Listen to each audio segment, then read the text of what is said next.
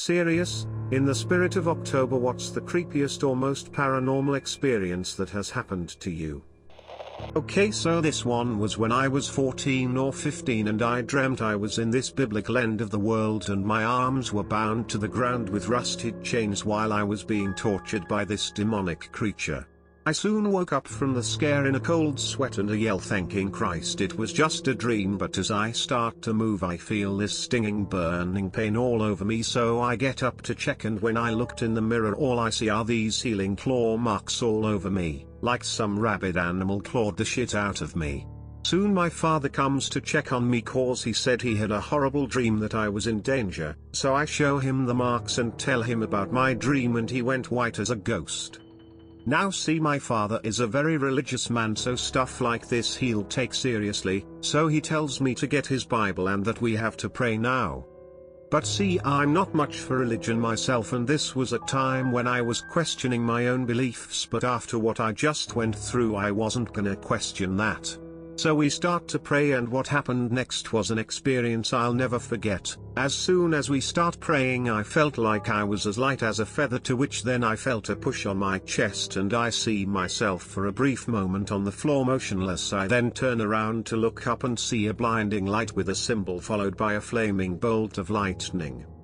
I soon wake up to my frantic mother holding me ready to call an ambulance, thinking I've died cause I wasn't responding to anything. What I thought was hours was just 2 minutes that had passed by, so I start assuring her and my father that I'm okay, that I just passed out, nothing more. But if I told them what I just experienced they would have ended up calling a priest. So we finish our prayer and everything just went back to normal. I was quite young when this happened, between 3 and 5. The house I grew up in, my family moved into around 15 to 20 years after it was built. It would settle occasionally, but no huge sounds or anything. One night, I was laying in bed, unable to sleep. I recall it being between 10 p.m. and 12 a.m. Out of absolute nowhere, I hear this massive, extended creaking sound that spanned the entire house in the space of 10 seconds. The house shouldn't have settled that much in relation to when it was built. Being curious, and mildly afraid, I sat up in bed and looked at my door, which was diagonally across the room from me. The sound had come from the landing, which connected all my family's bedrooms on the second floor. Watching the door, it slowly opens, and there is just a black mass, sitting there, hovering off the ground an inch or two. I was incredibly terrified. However, I always slept with a flashlight next to my bed. I grabbed it and quickly turned it on, pointing at my open doorway. Nothing. For some forsaken reason, I actually decide to get up and go over to the door. Nothing happens. I go out and inspect the landing and the wall where the creak came from. Nothing unusual, and no breezes that could have opened my door. I turn on my light and go to sleep with it still on. An incredibly scary experience for a 4-year-old, yo say the least. My dad rented an apartment in Bay Ridge, Brooklyn when I was a kid. It was a railroad apt, and if you've never seen one, you have to walk through each room to get from one end to the other. My cousin and I were sitting in our bedroom watching TV and a man in a white suit walked through our room and into my dad's room. I was an anxious kid, so I stayed put, not wanting to interact with a stranger. Hours later I got curious about what he and my dad were doing in there and peeked through the door. My dad was alone watching TV. I asked him who the man in the white suit was and he assured me he had been alone the whole time. My cousin and I have been thinking about the man in the white suit for 20 years. Side story. When my baby brother was 3 he would always tell us that there was a lady pirate standing on the stairs. Well, our late grandmother wore an eye patch. He never met her and we had no pics of her wearing the patch around the house. Creepiest, but not paranormal. 1980s. I was in 5th grade safety patrol. As a reward, the police officers who sponsored safety patrols in San Diego schools hosted a week-long camp at Camp Palomar.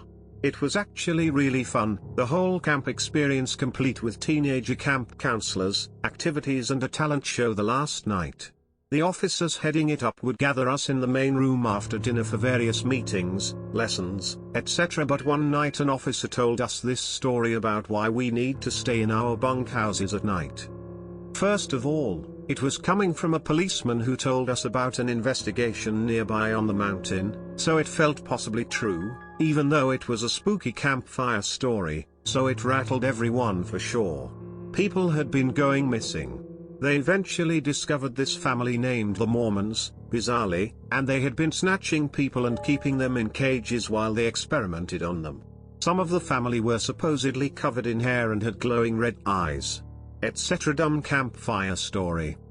I can't remember if this was the same night or later, but we were getting ready for bed in the girls' bunkhouse and listening to someone's boombox, being little 10-year-old girlies, when one of my friends froze. She was looking at the window behind me. I turned. Glowing red eyes in a hair-covered face. Screams all across the bunkhouse. It's the Mormons. Hairy red-eyed monsters were coming in, grabbing girls and trying to put them in giant burlap sacks. My friends and I hid in the bathroom, terrified out of our minds. Of course it was the camp counselors in these hairy costumes with glowing red eyes. But still, super creepy. Like, who thought that was a good idea? Police officers. I was playing my piano in my basement in the dark. I think I was playing the Yon Hero theme https://uta.b/tspthroomt, and something fell over behind me. I was startled, then tried to joke about it, saying, "Do it again." Then silence, then it happened again. I got up and started running upstairs, then it happened again. I think I was being delusional, but I swear, I heard footsteps behind me. Not going back down there for a long time. Play Pokemon Go during the evening at a park with my spouse. This was probably around fall, so not a lot of people out BC. It was cooler. My spouse was on the other side of the park. I do keep aware of my surroundings. I'm trying to just catch Pokemon and I see a figure shadow walk by me. I look up and see nobody. I get a spook, so I walked to the car and waited for my spouse to come back. That was odd. BC, we have been to the park many times. Driving home in the car, maybe mid-90s, on back roads in semi-upstate NY, Putnam County, at night with my mom. I was maybe 10 years old. We both saw flashes of light that turned the night into day.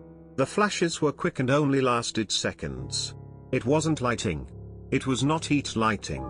It had to be extraterrestrial. We both agree on this until this day. I'm a medium, so stuff like this happens all the time to me, but one specific thing that happened to me before I came to terms with the whole medium situation went down in a mansion in Emigration Canyon in Utah. My dad lives on a mansion property up in the mountains, so there's no reception/Wi-Fi, and there have been previous owners with paranormal experiences that became so paranoid that they installed motion sensors throughout the house. So I'm staying up in the third floor bedroom, and I keep hearing footsteps going up the rickety wooden stairs, and they're not going back down. I knew it had some activity, so I wasn't too alarmed. Don't get me wrong, I hated it. At around 3 a.m., all the power went out except for the TV. The DVD player went out but the TV stayed on, so it was all static. The next morning there were handprints on the TV screen and I didn't touch the TV. In fact, I cleaned the screen before I popped the movie in the night before. Back when I was a kid living in Colorado, probably around 9 years old, I was spending the night at a friend's house, let's call him D, along with 3 other buddies. D's house was a very normal looking house, but in the backyard there is 3 trees, and the way these trees were positioned was weird. Every winter time snow would fall everywhere around the house and in the yard, except in the middle of the 3 trees, there was always a dry patch in the shape of a triangle. So that night was having a weird happy dream, and in this vivid dream I just so happened to be standing in that dry patch out back, when I was suddenly woken up with the most unbearable pressure around my neck. I was basically being choked. By literally nothing. I was terrified, but I couldn't speak or scream or anything. I was pinned down by the neck and I started kicking my feet up and start pounding my heels on the wall. And about 30 seconds later in comes D's Doberman. 90+ pound Doberman came running in the room at full speed and went straight to the back corner where it stopped and barked uncontrollably, but then the dog just stopped and went completely silent, his ears dropped and his stance began to weaken until he just let out the most disturbing whine I've ever heard and ran out of the room as fast as it could. After the incident, D told me this has happened to him a few times before and to not worry as it just wants to scare you. Something tells me whatever is in that house doesn't just want to scare you. I lost touch with D a few months after and then moved states. I've always wondered what happened to that kid,